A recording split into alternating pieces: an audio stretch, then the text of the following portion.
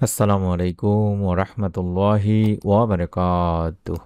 1 minute মাদ্রাসা YouTube চ্যানেলে সম্মানিত দিনী ভাই বোনেরা, আমি আশা করি আল্লাহ তাআলার অশেষ মেহেরবানিতে আপনারা ভালো আছেন এবং সুস্থ আছেন। আলহামদুলিল্লাহ, আজ একটি পরীক্ষিত আমলের ভিডিও নিয়ে হাজির হয়েছি।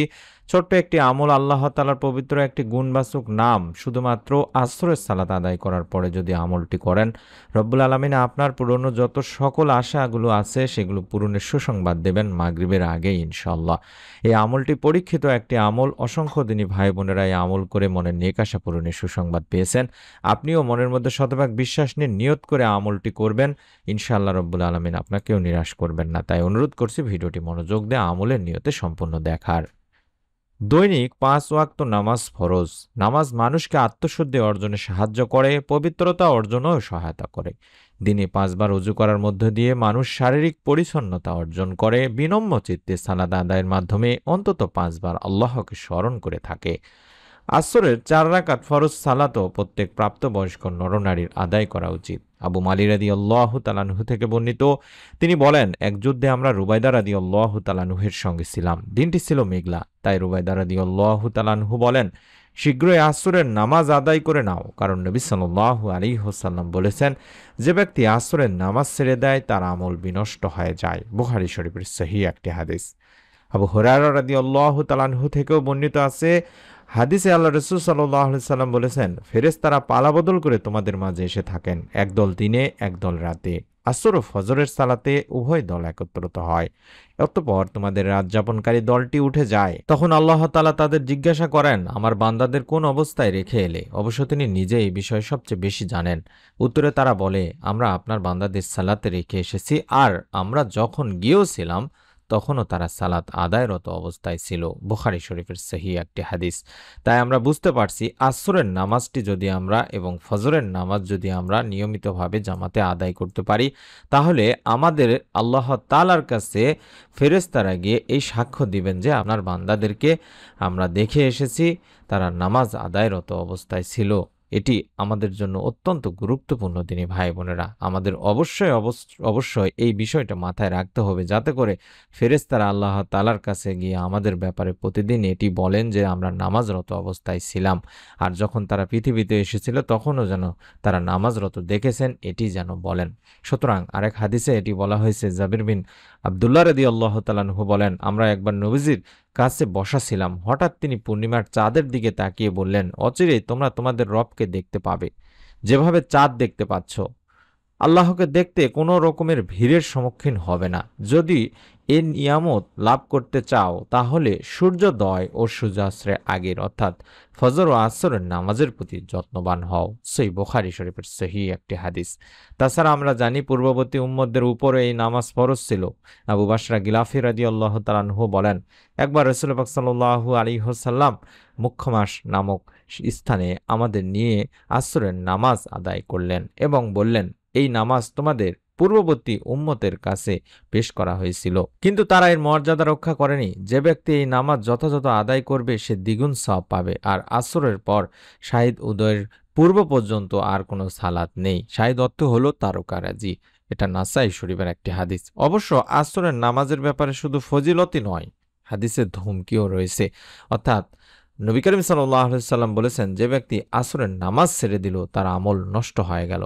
এটি সহিহ বুখারী শরীফের একটি হাদিস। শুধু তাই নয়, আব্দুল্লাহ ইবনে উমর রাদিয়াল্লাহু তাআলা আনহু থেকেও বর্ণিত, আল্লাহ রাসূল সাল্লাল্লাহু আলাইহি সাল্লাম বলেছেন, যদি কোনো ব্যক্তির আসরের নামাজ ছুটে যায়, তাহলে যেন তার পরিবার পরিজন ও মাল সম্পদ সবকিছুই ধ্বংস হয়ে গেল।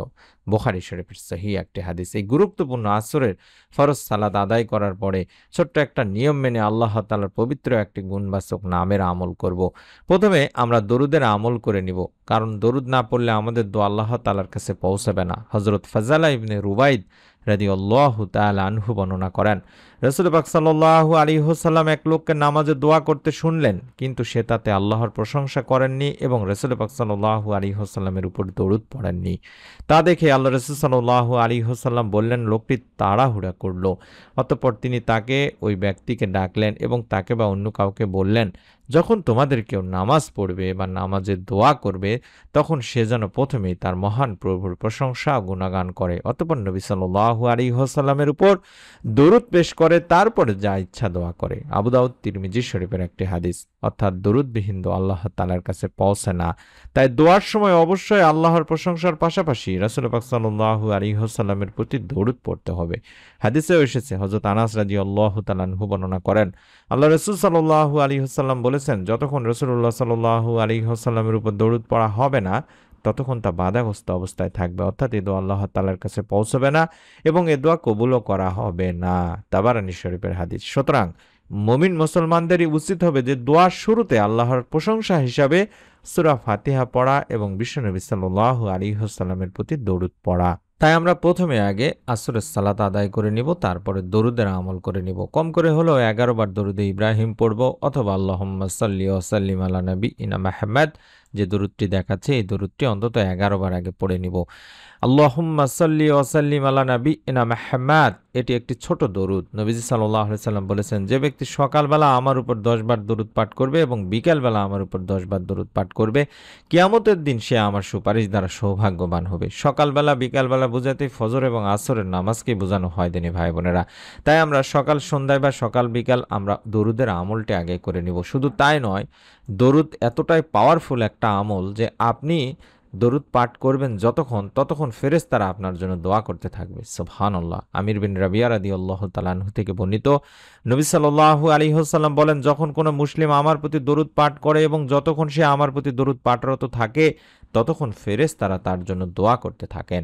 অতএব বান্দা চাইলে তার পরিমাণ, দরুদ পাঠের পরিমাণ কমাতেও পারেন, বাড়াতেও পারেন। সুনানে ইবনে মাজার একটি হাদিস। তাই দরুদ শরীফ আগে পাঠ করে নিব, তারপর আল্লাহ তাআলার পবিত্র গুণবাচক নামের এই আমলটি করব। আল্লাহর 99টি নামের মধ্যে একটি নাম হলো জুল জালালি ওয়াল ইকরাম। এটিকে ইসমে আজম বা বড় নাম বলা হয়। আমরা জানি জালাল শব্দের অর্থ মর্যাদাবান এবং ইকরাম শব্দের অর্থ সম্মানিত। আল্লাহ বড় বা শ্রেষ্ঠত্ব প্রকাশ করতে যেসব নামে তাকে ডাকা হয় সেগুলোকেই মূলত ইসমে আজম বলা হয় থাকে। আর এই ইসমে আজমের নামের শুরুতে যদি আমরা ইয়া যোগ করি তাহলে এটা দাঁড়ায় ইয়া জাল জালালি ওয়াল ইকরাম, যার অর্থ হলো হে মর্যাদাবান ও সম্মানিত। আল্লাহ তাআলার এই নামটি কোরআনে রয়েছে দিনী ভাই বোনেরা। সূরা রহমানের 27 নম্বর আয়াত এবং 78 নম্বর আয়াতে ইয়া জাল জালালি ওয়াল ইকরাম এই নামটি রয়েছে। যে ইয়া জাল জালালি ওয়াল ইকরামের বিস্তারিত অর্থই হলো সমস্ত যত সৃষ্টি আছে সমস্ত সৃষ্টি জগতের মালিক, যিনি সৃষ্টিকুল হতে একমাত্র ভয় পাওয়ার হকদার এবং একমাত্র প্রশংসার যোগ্য, মহৎ, বড়, দয়া ও ইহসানের অধিকারী। আমরা এই নামটি কম করে হলেও 100 বার পাঠ করব। আসরের সালাত আদায় করে দরুদ পাঠ করে অন্তত 100 বার পাঠ করব ইয়া জাল জালালি ওয়াল ইকরাম, ইয়া জাল জালালি ওয়াল ইকরাম। হাতে গুনে গুনে পড়বেন। এটি বেশি বেশি দিনে রাতে পড়ার কথা হাদিসেও আছে, কারণ এটা পড়লে রাসূল পাক সাল্লাল্লাহু আলাইহি সাল্লামকে অনুসরণ করা হবে।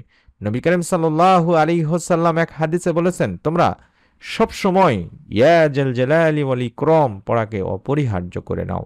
এটি তিরমিজি শরীফের 3525 নম্বর একটি হাদিস। অর্থাৎ সব সময় এই নাম পড়ার প্রতি নির্দেশ দেওয়া হয়েছে। তাছাড়াও আমরা নামাজের পরে এই নামটি পড়ে থাকি। নবী করিম সাল্লাল্লাহু আলাইহি সাল্লাম নামাজ আদায়ের পরে বসা অবস্থায় বলতেন, আল্লাহুম্মা আনতাস সালাম ওয়া মিনকাস সালাম তাবারাকতা ইয়া জাল জালালি ওয়াল ইকরাম। অর্থাৎ হে আল্লাহ, আপনি সালাম, শান্তি নিরাপত্তা প্রদানকারী, আপনার পক্ষ থেকেই সালাম, শান্তি ও নিরাপত্তা আসে, আপনি বরকতময়, হে মহিমামহ ও মহানুভব। সহিহ মুসলিম শরীফের 591 থেকে 592 রয়েছে।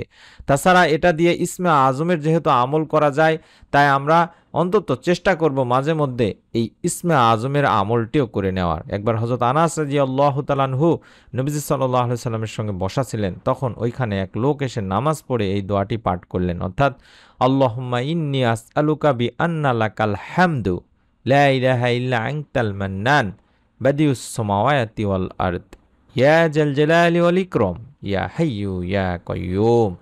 এই দোয়াটিও আমরা মাঝে মধ্যে নামাজের পরে পড়ার চেষ্টা করব। রাসূল পাক সাল্লাল্লাহু আলাইহি সাল্লাম বললেন, তুমি আল্লাহর দরবারে ইসমে আজমের মাধ্যমে দোয়া করেছো, যে নামে ডাকলে মহান আল্লাহ সাড়া দেন এবং কিছু চাইলে তা দান করেন। সুবহানাল্লাহ। তিরমিজি শরীফের 3544 নম্বর একটি হাদিস। সুতরাং এটি ইসমে আজম বলে যেহেতু আলেমগণেরা অভিমত প্রকাশ করেছেন, তাই বিশেষ দোয়া করার সময় এই দোয়া বেশি বেশি পড়লে দোয়া কবুল হওয়ার সম্ভাবনা বেশি রয়েছে। দোয়া কবুল হওয়ার জন্য তাই এই নামের, আল্লাহ তাআলার পবিত্র গুণবাচক নামের আমলটি আমরা বেশি বেশি করে করব ইনশাআল্লাহ। মনের মধ্যে শতভাগ বিশ্বাস নিয়ে নিয়ত করে আসরের সালাত আদায় করার পরে কয়েকবার দরুদ পাঠ করে নিয়ে, অন্তত ১০-১১ বার দরুদ পাঠ করে নিয়ে আল্লাহ তাআলার পবিত্র গুণবাচক ছোট্ট নাম ইয়া জেল জেলালি ওয়াল ইকরাম, ইয়া জেল জেলালি ওয়াল ইকরাম এভাবে অন্তত ১০০ বার পড়ার চেষ্টা করবেন। মাঝে মধ্যে যখন সময় পাবেন তখন আপনারা নামাজের পরে দরুদ পাঠ করে যে ইসমে আজমের পুরো দোয়াটি দেখাচ্ছি, এই দোয়াটিও আপনারা অন্তত একবার পড়ে আল্লাহ তাআলার কাছে ২ হাত তুলে আপনি আপনার মনের যত পুরাতন হোক, আশা আকাঙ্ক্ষা যত কিছুই আছে সমস্ত কিছু রব্বুল আলামিনের কাছে বলবেন। রব্বুল আলামিন ইনশাআল্লাহ এই নামের ওসিলায় তাকে ডাকলে আল্লাহ তাআলা তার ডাকে সাড়া দিয়ে থাকেন। তাই অনুরোধ করছি, মনের মধ্যে শতভাগ বিশ্বাস নিয়ে নিয়ত করে আমলটি করুন। ভিডিওটি ফেসবুকে দেখতে চাইলে দিনী আমল লিখে ফেসবুকে সার্চ করুন, পেজটি পেয়ে যাবেন, ভিডিওগুলো পেয়ে যাবেন। এবং নতুন আমলের ভিডিও যাতে করে আপনি মিস না করে ফেলেন তার জন্য এই ভিডিওটির নিচে দেখুন সাদা একটি বাটন রয়েছে, সাবস্ক্রাইব লেখা রয়েছে, তার উপরে এই সাদা বাটনটির উপর অন্তত একবার চাপ দিয়ে রেখে দিন। বেল বাটন ডানে আসলে বেল বাটনেও চাপ দিয়ে রেখে দিন। ইনশাআল্লাহ আমাদের প্রত্যেকটি ভিডিও আপনি আপনার মোবাইলে পেয়ে যাবেন, দেখতে পাবেন। সকলে ভালো থাকুন, সুস্থ থাকুন। আমরা মন থেকে দোয়া করি রব্বুল আলামিন যেন আপনাদের সকলকে এই ছোট্ট আমলের ওসিলায় আপনাদের যার যার মনের নেক ও ভালো ইচ্ছেগুলো পূরণের সুসংবাদ দান করেন। আমিন। আসসালামু আলাইকুম ওয়া রাহমাতুল্লাহি ওয়া বারাকাতুহু।